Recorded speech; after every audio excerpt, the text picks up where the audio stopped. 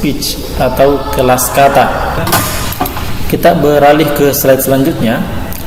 Part of speech ialah pengklasifikasian kata berdasarkan kelas, posisi, dan atau fungsinya dalam sebuah rangkaian, baik berupa frase, kalimat, ataupun klausa. Jadi ada 3 jenis rangkaian, ada frase, kalimat, klausa. Dan semuanya itu membutuhkan kata untuk kita rangkai.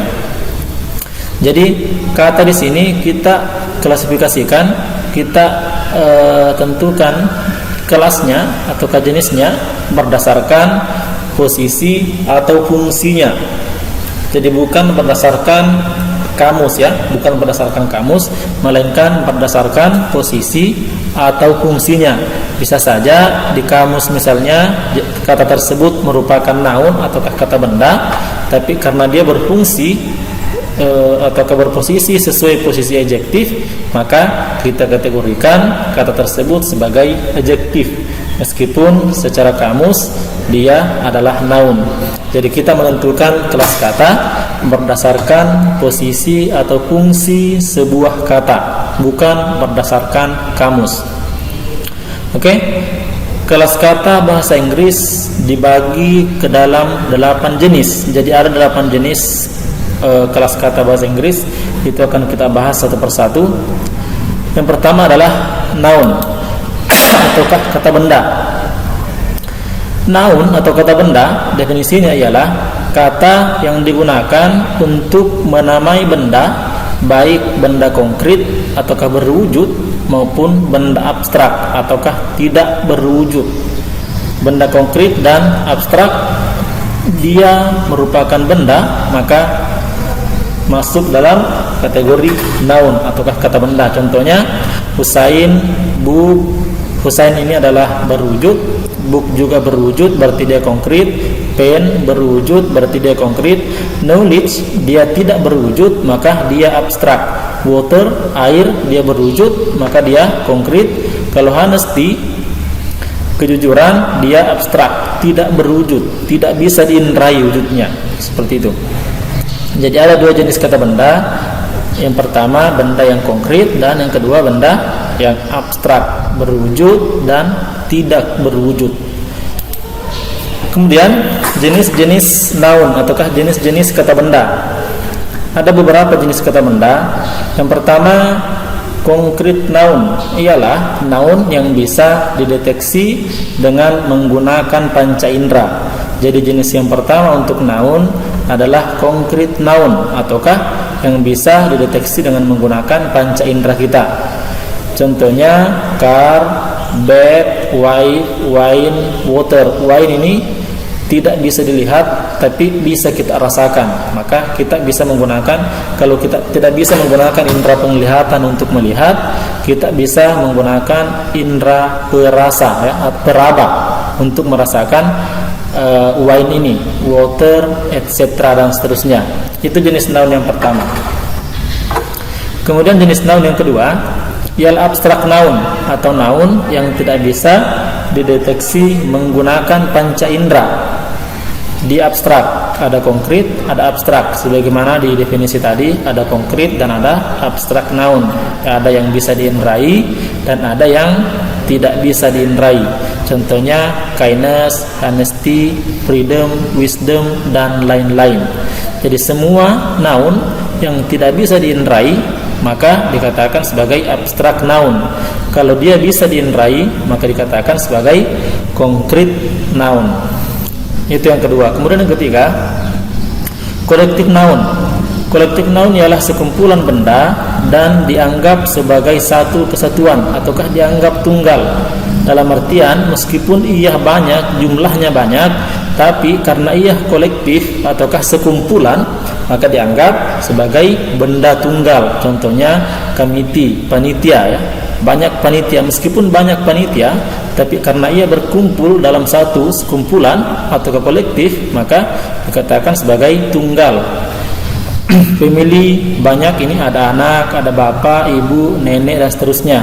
Kemudian public, kemudian tim ini banyak, ada anggota, ada ketua dan seterusnya, tapi dianggap sebagai satu tunggal, maka verb yang digunakan harus tunggal juga. Misalnya committee is, tidak boleh menggunakan committee are, karena are itu verb jamak, sementara is adalah verb tunggal. Subjeknya committee, dia adalah tunggal, maka kita membutuhkan verb yang tunggal juga. Dalam hal ini is, tidak boleh committee are ataukah committee were, tidak boleh. Harus committee is ataukah committee was. Harus menggunakan verb yang tunggal juga karena subjeknya adalah tunggal. Jadi kolektif noun ialah sekumpulan benda dan dianggap sebagai satu kesatuan. Kemudian yang keempat adalah proper noun. Noun yang mengarah kepada penamaan dan cara penulisannya harus diawali huruf kapital. Dia mengarah kepada penamaan, nama kota, nama kampung, nama orang, nama tempat, nama kabupaten, nama provinsi, nama negara dan seterusnya. Itu diawali oleh huruf kapital dalam penulisan. Contohnya Johan, J ini adalah huruf kapital. Amerika ini adalah A-nya adalah huruf kapital. Islam, I adalah kapital. Bugis, Jawa, Sunda dan seterusnya. Jadi harus diawali huruf kapital untuk proper noun ini dalam penulisannya. Tidak boleh menggunakan huruf kecil di awal kata proper noun, harus menggunakan huruf kapital. Kemudian yang kelima, uncountable noun ialah kata benda yang tidak dapat dihitung dan dianggap sebagai singular noun. Jadi ada beberapa kata benda yang ternyata tidak bisa dihitung. Contohnya water, air, sand tidak bisa dihitung, wine, angin, blood, gasoline, oil, etc. Mereka ini semuanya tidak bisa dihitung. Nah, ketika mendapatkan kata benda yang tidak bisa dihitung, maka ia dikategorikan sebagai kata benda yang sifatnya singular ataukah tunggal. Kalau ia tunggal, maka juga harus menggunakan verb yang tunggal juga. Water is, tidak boleh water are, karena are adalah verb jamak, sementara is adalah verb tunggal. Kenapa kita menggunakan is? Karena water merupakan noun singular juga, noun yang sifatnya tunggal, maka membutuhkan kata kerja yang tunggal juga. Send is, bukan send are, dan seterusnya.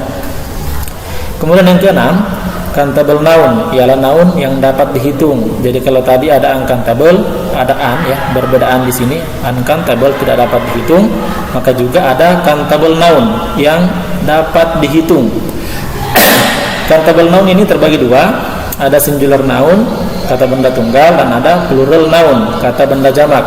Ada kata benda yang dapat dihitung itu ada sifatnya tunggal dan ada sifatnya jamak, jumlahnya jamak. Contoh yang tunggal, door, satu pintu, house, satu rumah, foot, satu kaki, mouse, satu tikus. Ini tunggal, hanya satu. Kemudian ada plural noun. Doors, ini banyak pintu, houses, banyak rumah, feet, bentuk banyak, bentuk plural dari foot adalah feet. Kemudian bentuk plural dari mouse adalah mice. Nah, ketika door ini, maka kita menggunakan verb yang tunggal juga, door is. Tapi kalau doors berarti doors are dan seterusnya. Di sini ada catatan, perubahan bentuk noun dari singular ke plural baik yang beraturan maupun yang tidak beraturan dapat dilihat pada lampiran. Jadi ada perubahan bentuk dari noun singular, ini singular noun, ke plural noun. Ada yang beraturan perubahannya. Yang beraturan itu contohnya door ditambahkan s, ini beraturan, hanya ditambahkan s. House beraturan, hanya ditambahkan s, ini beraturan. Sementara food ini yang dikategorikan sebagai tidak beraturan, berubah menjadi feet, bukan foods. Mouse bukan mouses tapi mice, ini juga tidak beraturan. Untuk mengetahui perubahannya baik yang beraturan maupun yang tidak beraturan, maka dapat dilihat di lampiran.